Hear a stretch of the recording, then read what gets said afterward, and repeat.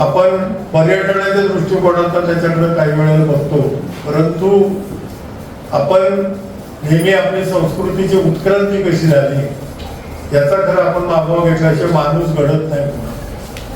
की आपण जसं मानतो की माकडापासून माणसाची उत्क्रांती झाली, नंतर डायनासोरात आपल्यात गायब झाला, डायनासोरचा पण शोध घेतला. नंतर त्या काळातले असलेले अजस्त्र प्राणी आज काही राहिलेले नाही. आणि ही जे काही बदल सुरू झालेले आहेत, हा बदलाचा मागोवा घेतल्याशिवाय आपल्याला पुढचं पाऊल टाकता येत नाही. म्हणजे आपण कुठं आहोत आणि कुठं आपल्याला जायचंय हे आपल्याला कळत नाही. आणि इतिहासाकार त्या करता असतो. आज समजा आपण लोकशाही प्रजासत्ताक आपलं राष्ट्र आहे, भारत आहे असं आपण मानतो. आपण प्रजासत्ताकाची व्याख्या करत असताना आपण जे काही राजे छत्रपती शिवाजी महाराज होऊन गेले किंवा काही त्याच्या पूर्व काळातले राजे होऊन गेले, या राजांनी कसा कारभार केला याला आपण छत्रपतीच्या काळामध्ये रयतेचं राज्य म्हणतो, म्हणजे प्रजासत्ताकाचं राज्य. हे आपण जोपर्यंत अभ्यासच नाही तोपर्यंत आपल्याला आपल्या पुढच्या पिढीपर्यंत ज्ञान मिळणार नाही. आणि दुर्गा संवर्धन कशा करता करायचं, पर्यटन हा त्याच्यातला एक भाग झाला, परंतु पर्यटनाबरोबर लोकांना संस्कृती आपली काय ती कळली पाहिजे. आपण कुठल्या भाषेत विचार बोलत होतो, आपली भाषेची लिपी कुठली होती, आपण त्यातनं एकमेकांशी संवाद कशा प्रकारे साधत होतो, हे जोपर्यंत आपण सापडत नाही तोपर्यंत आपल्याला प्रगतीचा मार्ग दिसत नाही. म्हणजे आपल्या पूर्वीच्या वाटा कशा होत्या या वाटा आपण सांभाळल्या पाहिजेत, त्या वाट्याने आपण गेलो पाहिजे. आज आपल्या भारत देशात जर सगळीकडे पाहिलं तर राजस्थान, आपण जर उत्तरेकडनं जर दक्षिणेकडे येत गेलो तर दक्षिणेमध्ये आलं की महाराष्ट्र हा एकच मोठा प्रांत आहे की त्या प्रांतामध्ये परकीय आक्रमण थोपून धरण्याकरता किल्ले हे मोठं ठिकाण होतं, ज्याला आपण आजच्या काळामध्ये चौकी म्हणतो. त्या इलाक्याची चौकी, पोलीस चौकी जशी आहे तशी पोलीस चौकी होती. आज आपण सीमेवर गेला की बंकर तिथं खोदलेले असतात, त्या बंकरच्या सैनिक बसलेलं असतं आणि ते सीमेचं संरक्षण करत असतं. आज आपल्या महाराष्ट्रातले जवळजवळ मला वाटतं 136 किल्ले आहेत. किती आहे? 500 हे सगळी टेहळीची बुरुज होती.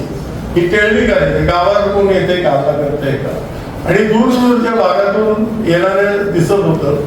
आणि दुर्दैवाने म्हणायचं आपल्या मध्ये असलेलं महाराष्ट्रामधला आपल्याला लढवाई गुणामुळं जेवढी आक्रमणं झाली सगळी किल्ल्यांवरती आक्रमणं झाली. म्हणजे मोगलशाही असेल, कुतुबशाही असेल, त्याच्यानंतर निजामशाही असेल किंवा आदिलशाही असेल, हे सगळे लोक किल्ल्यावर तुटून पडायचे. किल्ले उद्ध्वस्त केल्याशिवाय मराठ्यांचं साम्राज्य मिटणार नाही. आणि त्याच्यामध्ये आपल्या किल्ल्यांवरती सतत तोफांचे भडीमार, सतत शस्त्रास्त्रांच्या लढाया या झाल्यामुळे आपले किल्ले झाले. त्याच्यानंतर ब्रिटिशांनी सुद्धा आपले जे काही पॉइंट्स आहेत उद्ध्वस्त करायचे ते किल्ले म्हणूनच उद्ध्वस्त केले. आणि किल्ल्यामध्ये आपल्या राज्याचा राज्यकारभार चालत होता किल्ल्यावरून. रायगडचं उदाहरण घेतलं तरी किल्ल्यावरून चालत होता. राजगडचं उदाहरण घेतलं तरी ज्या वेळेला स्वराज्याची स्थापना रायगडावरून झाली त्याच्या आधी राजगडावरून सुद्धा साहेबांनी कारभार केला. त्याच्यानंतर तोरणा किल्ला मला वाटतं प्रथम घेतला आणि तोरणा घेतला. सिंहगड हा पुण्याचं संरक्षण करण्याकरता होता म्हणून कोंढाणा किल्ला होता. असे किल्ले पाहिले आपण. तर त्या पुरंदरचा किल्ला होता. हे सर्व किल्ल्यांची जर परिस्थिती पाहिली तर हे सगळे बुरुज टेहळणीचे होते. आणि आजच्या दृष्टीने आपण जर मिलिटरीचं पाहिलं, आपल्या संरक्षण दलामध्ये मिलिटरीच्या आवारात असे उंच मनोरे उभे केलेले असतात. त्या ठिकाणूनच ते सैनिक पहारा देत असतात की बाहेरून येणारा शत्रू आपल्या त्या लष्करी छावणीवर किंवा ठाण्यावरती कसा हल्ला करतो. तर या दृष्टीने खरं याच्याकडे बघितली गेलं की किल्ले हे कशा पद्धतीचं काम करतात, काय करत होते, लोकांना कशा प्रकारचं संरक्षण देत होते. आणि आपण जर पाहिलं की हीच रिप्लिका आज जगभर जे युद्ध चालू आहे. आज आपण म्हणतो की इस्रायल आणि इराणचं युद्ध चालू आहे किंवा पॅलेस्टाईन बरोबर युद्ध चालू आहे. या युद्धाची मोड ऑफ अप्रेंटिसही ही छत्रपती शिवाजी महाराजांनी घालून दिलेल्या गनिमी कामाशीच निगडीत आहे. किंवा आपण पाहिलं असेल की 1961-62 जे युद्ध झालं त्या युद्धामध्ये माओसेतून म्हणजे चीनचं जे सैन्य घुसलं ते सगळं घुसत असताना त्यांनी त्या पद्धतीनेच युद्ध केलं. म्हणजे आपल्या सैन्याला सुद्धा आज आपण जे शिकवण देतो त्याच्यामध्ये आपले वॉरियर्स कोण होऊन गेले त्या वॉरियर्सचीच आठवण आपण का. आज तुम्ही जर इंडियेत जरी गेलात तरी छत्रपती शिवाजी महाराज, तुम्ही आज बेळगावच्या मराठा इन्फंट्रीत गेलात तरी छत्रपती शिवाजी महाराजांचा मोठा अश्वरूढ पुतळा आहे. हे मॉन्युमेंट्स नाहीयेत, ही स्मारकं नाहीयेत, ही प्रेरणास्थान आहे. ही प्रेरणास्थान आहेत आपली सगळ्यांची. आज मी समजा या भागाचा एखादा सरपंच झाला, मी गाव कसं चालवायचं छत्रपतीने लिहून दिलंय, गावाच्या मुलगी पाटलांनी गाव कसं चालवायचं. मी तुम्हाला एखाद्या वतन दिलंय तर वतनदारांनी कसं काम करा, म्हणजे प्रांतांनी कसं काम करा, तहसीलदारांनी कसं काम करा. नंतर पंतप्रधान, आज आपण मंत्रालयात जातो, मंत्रालयातले आपले अष्टप्रधान होते, हे सचिव होते त्या काळात, त्यांच्याकडे विविध विभाग होते. आज सुद्धा आपल्याकडे विविध प्रकारची खाती आहेत मंत्रालयामध्ये, किंवा आज आपण भारत सरकारचे जे विविध खाती आहेत त्या खात्यामध्ये निर्णय मंत्री त्या ठिकाणी सचिव काम करतात. सगळ्या प्रकारची यंत्रणा. मग यंत्रणा काय आहे, परदेशी व्यापार करणारी यंत्रणा मिनिस्ट्री ऑफ कॉमर्स आपण वाणिज्य मंत्रालय. या वाणिज्य मंत्रालयाचं काय काम आहे, येणाऱ्या परदेशी मालाचं नियमन करणं, त्याच्या कर बसवणं, त्याच्यावरती निर्बंध घालणं, आपल्याकडे उत्पादित मालाला संरक्षण देणं, हे काम ते करत असतात. तसंच त्यावेळेला सुद्धा त्यांच्याकडे हे आज त्यावेळेला छत्रपतींकडे सगळ्यात मोठं आव्हान होतं. छत्रपती शिवाजी महाराजांनी काय पाहिलं की देशावरती हल्ले होण्याची शक्यता समुद्रमार्गे मोठ्या प्रमाणात, पण समुद्रमार्गे होणाऱ्या समुद्राचे दुर्ग त्यांनी भक्कम केले. विविध प्रकारच्या त्यांनी फ्लीट्स आणल्या, जहाजं आणली. त्या जहाजांच्या माध्यमातून त्यांनी येणारे परकीय शत्रूचा हल्ला रोखण्याचं काम केलं. कारण ब्रिटिश असो, डच असो, फ्रेंच असो, ही सगळी समुद्रमार्गे भारतात आली. त्यांनी व्यापाराच्या दृष्टिकोनात आली. ईस्ट इंडिया कंपनीचं सुरुवात तरी कशा करतात, व्यापार करतात. वास्तव गावा कशा करतात, सगळे व्यापाराच्या दृष्टीने आले. आज व्यापाराच्या माध्यमातून तिथल्या रहिती संबंध आला की त्यातले विकनेस कळतात. हा खरा इतिहासकारणी अभ्यासाचा मुद्दा आहे. इथं येणारा माणूस काय करतो, तुमच्या तरी विकनेस, तुमच्याकडे कमतरता कुठल्या गोष्टीची आहे ती त्याचा अभ्यास करतो.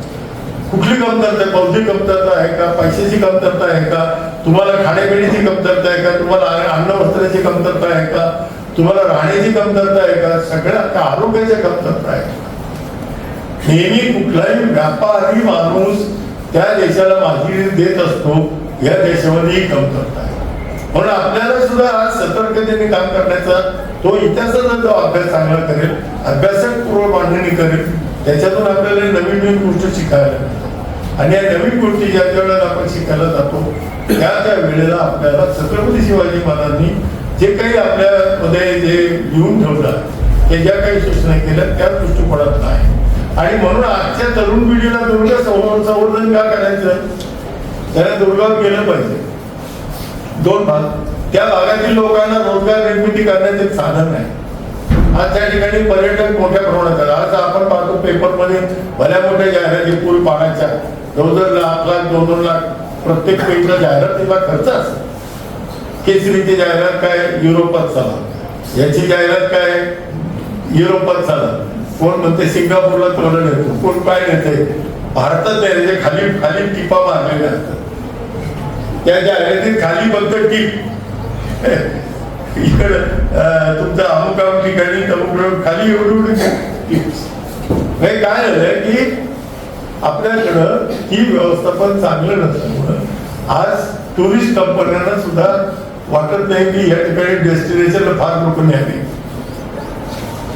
ती खरी दुरावस्था होण्याचं मूळ कारण की टुरिझमचा आराखडा हा दुर्ग संवर्धनाशी निगडीत पाहिजे.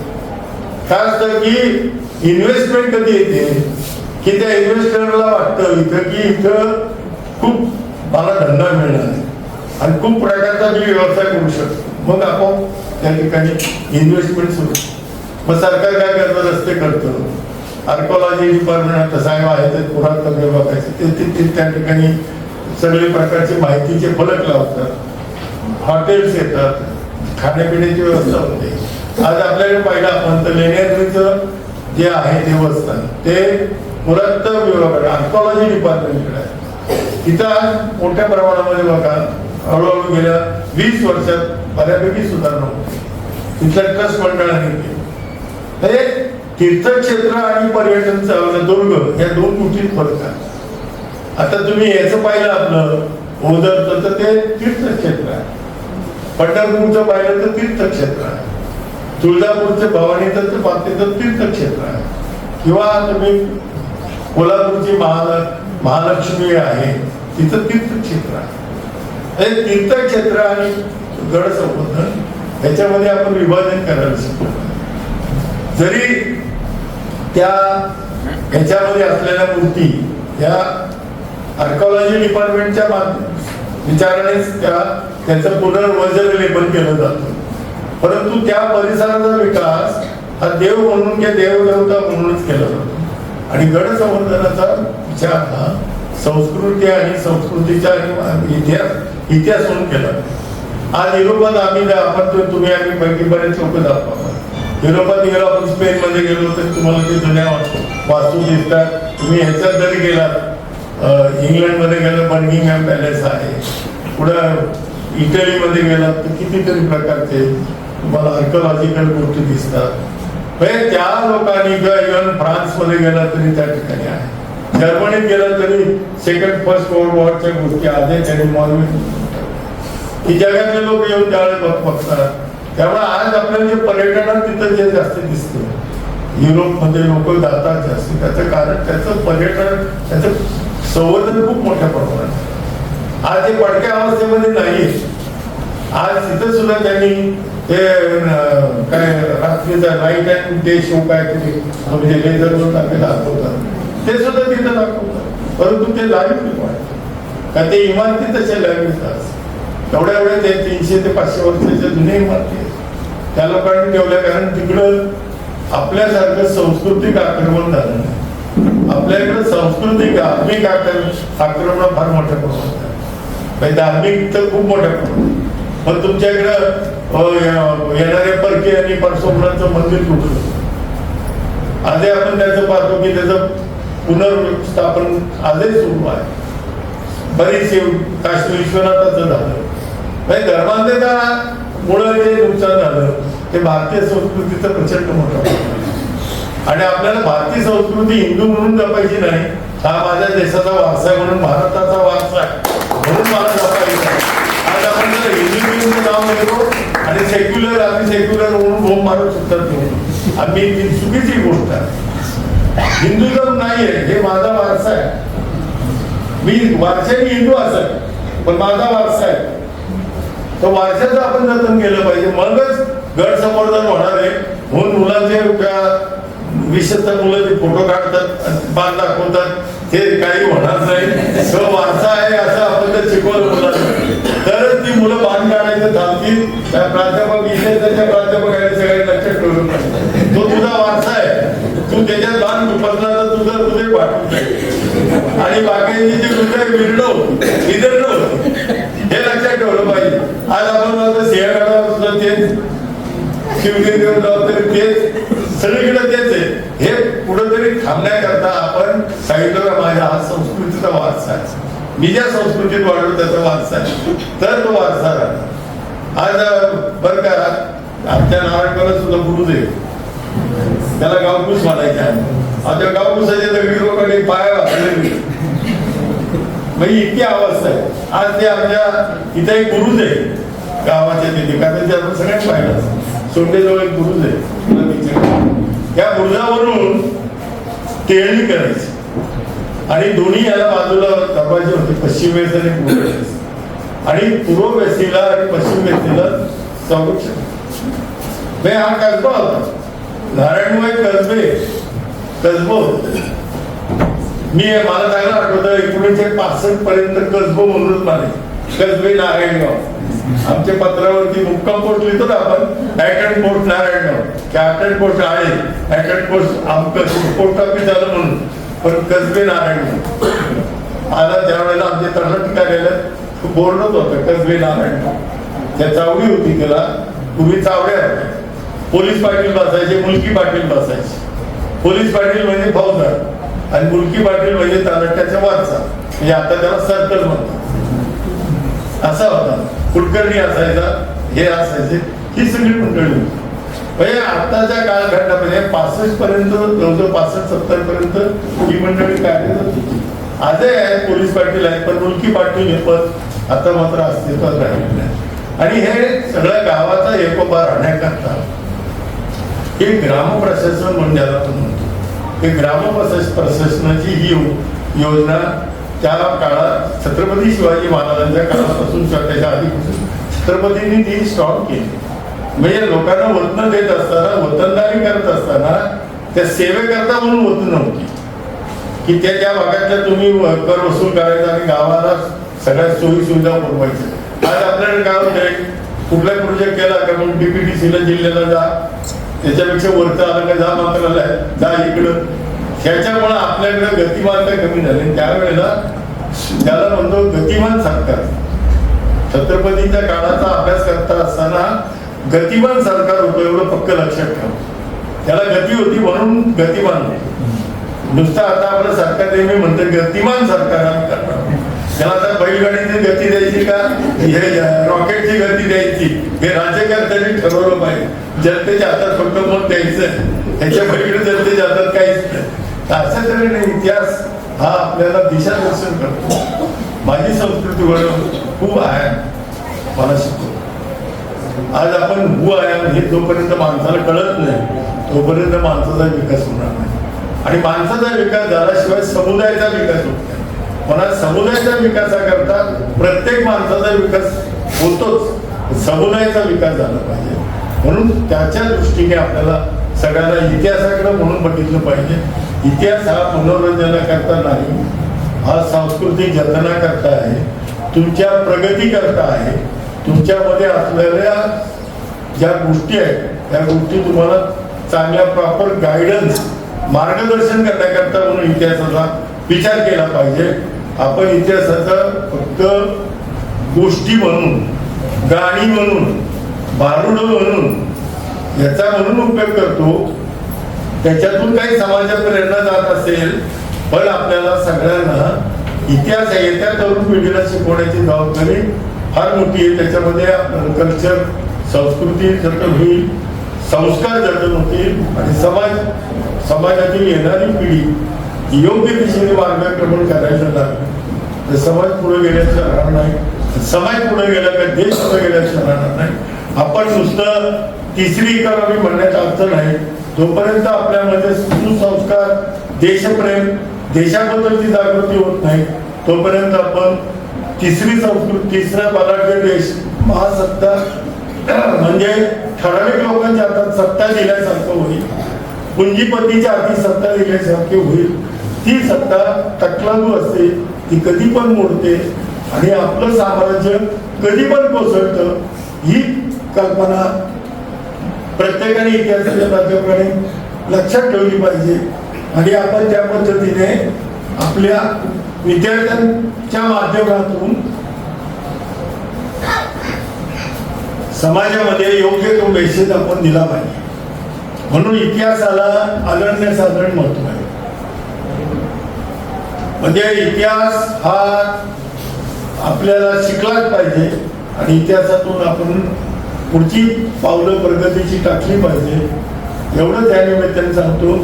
आणि आज या ठिकाणी आज डॉक्टर विलेस वहाने सर असतील, डॉक्टर सचिन जोशी साहेब असतील किंवा आपण सर्व प्राध्यापक वर्ग या ठिकाणी उपस्थित राहिला.